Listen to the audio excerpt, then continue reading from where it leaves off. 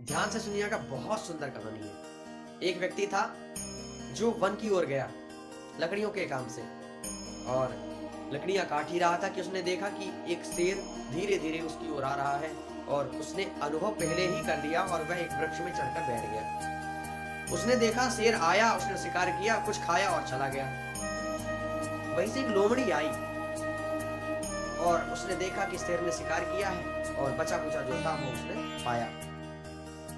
और यह सब कुछ वह व्यक्ति देख रहा था पेड़ में चढ़ करके। तब उसने मन ही मन सोचा कि बताइए, इस लोमड़ी ने कुछ भी नहीं किया, कोई भी कर्म नहीं किया, किंतु उसे भोजन मिल रहा है। ये सब तो भगवान कर ही रहे हैं। इसका मतलब भगवान भोजन देंगे, हमें मेहनत करने की आवश्यकता नहीं है।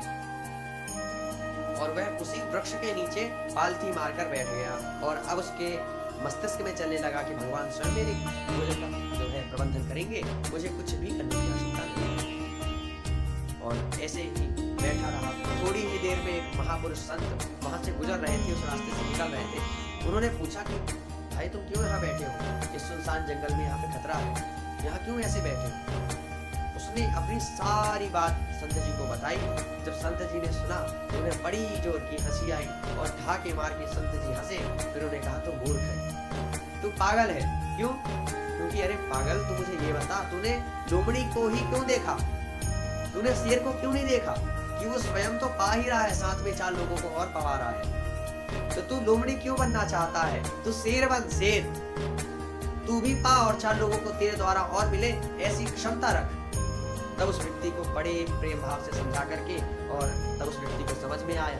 और इसलिए हमें समझना चाहिए कि भगवान जो भी करते हैं वो अच्छा करते ही हैं, कि तो हमें ऐसे फालतू के दृढ़ निश्चय करके नहीं बैठना चाहिए जिसका कोई अर्थ ही नहीं होता। हमें बनना ही है तो हम शेर बनेंगे। शेर का तात्पर्य है एक ऐसा व्यक्ति जो स्वयं भी सक्षम रहे और 4 लोगों को और उसके द्वारा सक्षम कर दे। राधे राधे, जय श्री कृष्ण।